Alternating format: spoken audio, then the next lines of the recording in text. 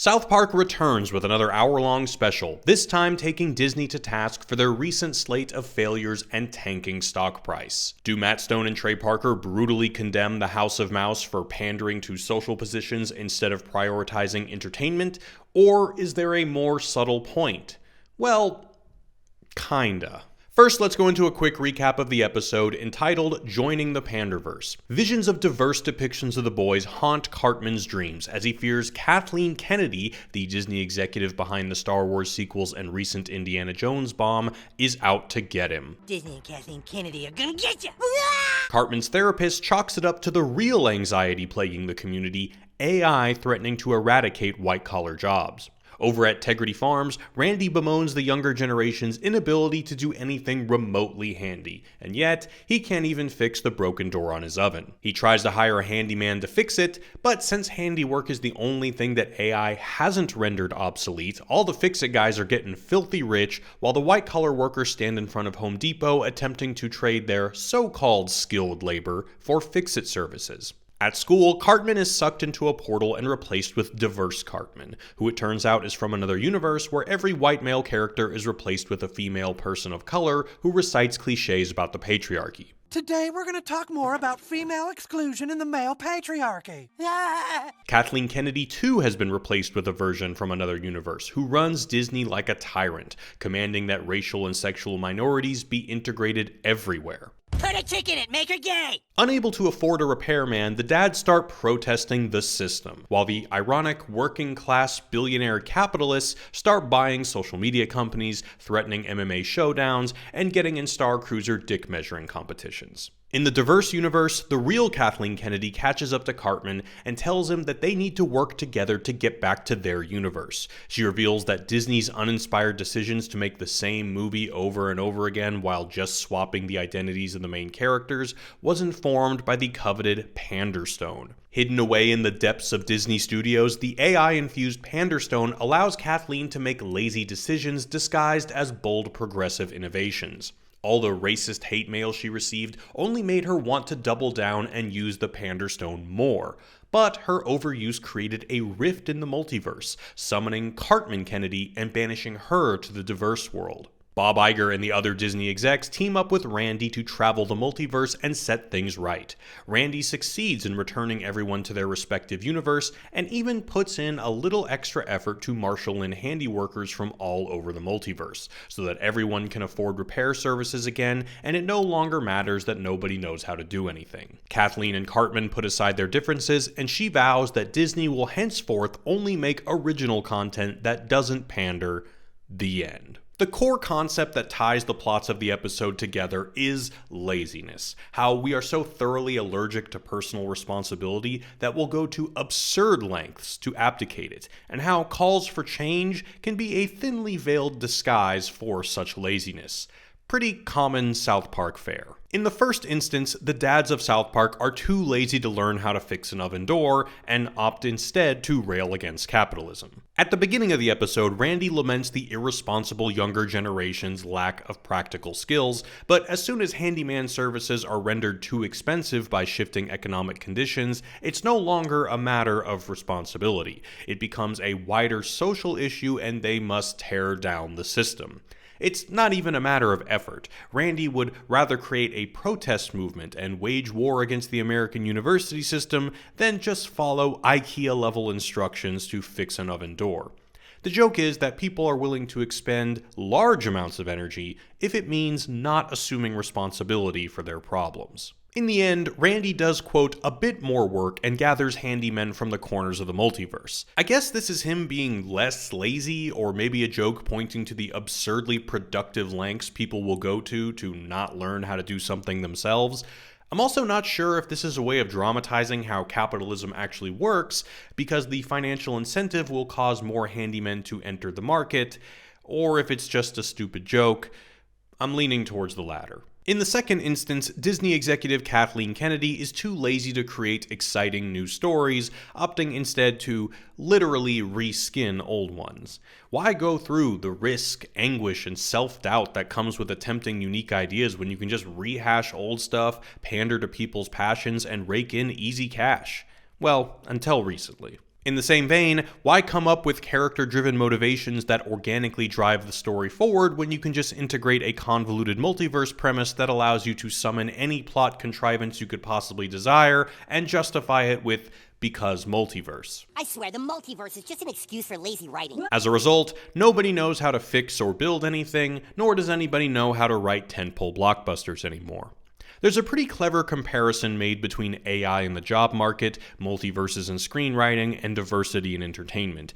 Each one is a kind of shortcut that enables laziness. AI does stuff for us, multiverses with their literally infinite possibilities are an easy way for screenwriters to write themselves out of any storytelling conundrum, and diversity can be a convenient means of dressing up tired stories as bold innovations. Also, I think it's worth mentioning an important distinction made in the episode when the boys are accused of not liking Black Spider-Man. Probably have a problem with Black Spider-Man, too. They respond by saying Miles Morales is sweet because his diverse background tells a unique story, unlike The Little Mermaid or the upcoming Snow White, which is literally the same story, just made diverse. So, diversity in entertainment can be a great thing when it leads to diverse stories. And in the final instance of laziness, we have what is likely going to be the most talked about part of the episode. Toward the end, Kathleen and Cartman admit that they were reacting to each other. I reacted to you, and you reacted to me. Kathleen reacted too strongly to all of Cartman's racist hate mail by tripling down on prioritizing diversity over storytelling, and Cartman reacted too strongly to the diverse casting by going nuclear on Kathleen, making diverse representation seem crucial to correct a country full of deplorables. Kathleen admits that allowing her passions for social issues to dictate storytelling decisions was lazy, and Cartman responds by saying that railing on woke stuff all the time is just as lazy. It was just lazy. I guess just wailing on woke stuff all the time is pretty lazy too. But how far should we take Cartman's comment? Is this the show's way of criticizing YouTubers who rake in millions releasing the same anti-woke Disney-hating video every day, just reskinned to capitalize on the newest rage bait headlines circulating entertainment news sites? Is that really so different from telling the same story over and over again and just race-swapping the characters? That's certainly the obvious way to interpret it, but let's not forget that South Park, one of the most consistently meta shows out there, often achieves a pretty laudable sense of self-awareness and self-criticism. So I think it's worth asking if the accusation of laziness should also be leveled at the episode itself. That Cartman's admission may indicate that Matt and Trey are too lazy to reinvent a 26-year-old show and have opted instead to criticize an easy target, Hollywood's woke excesses. If Disney is lame for telling the same tired stories, just changing the identity of the character and implementing multiverses to justify it, then is South Park not doing the exact same thing? Almost 90% of the comedy from the episode relies on the fact that familiar characters are now diverse, whether it's the new Mr. Garrison, the new Mr. Stotch, the new Officer Yates, or even the new Colonel Sanders. That they've been race and or gender swapped is the joke. I must admit I'm of a mixed mind on this.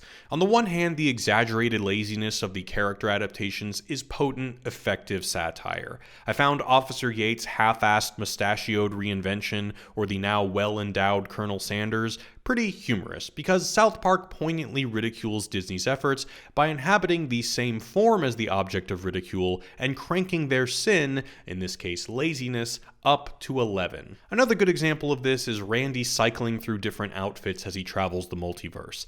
That each outfit is a trite variation on the previous one cleverly skewers the logic of multiverses, that the quote infinite possibilities only offer surface level differences in otherwise familiar stories. On the other hand, sometimes the strategy lacks that sense of hyperbole and feels identical to what Disney is being accused of. For example, when Diverse Butters sings his Lou Lou Lou song, or Diverse Cartman undergoes an elaborate scheme to manipulate Kyle's mom so he can play Baldur's Gate 3. This is a vanilla Cartman scheme, and Butters' song is akin to a fan service Easter egg, which is the laziest form of comedy.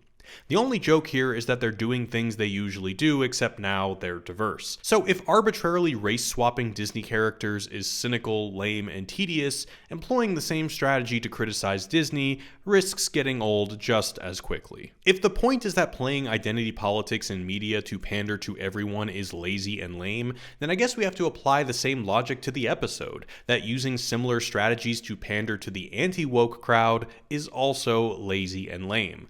When politics are so divided, there's not much of a difference between entertainment pandering to social positions and entertainment pandering to the people critical of entertainment pandering to social positions. Again, the self-awareness is appreciated, but I can't help but wish that they took the critique a bit further.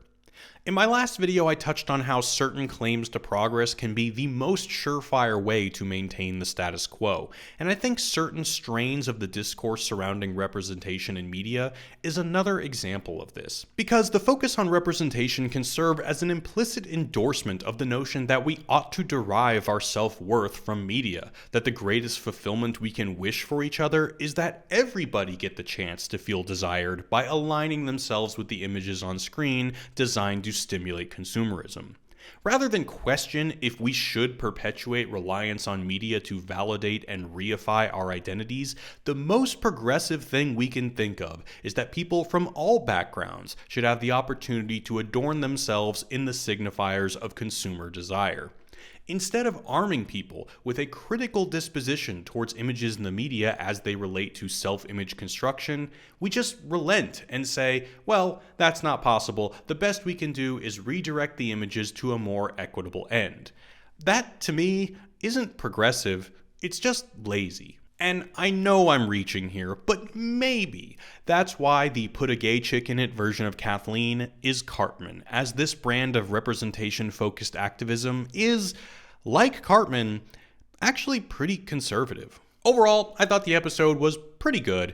In general, I'm more of a fan of the 22-minute format, as the A-B plot structure can start to feel like a one-note joke after a while when the episode lasts this long, so I can't wait for season 27 to start.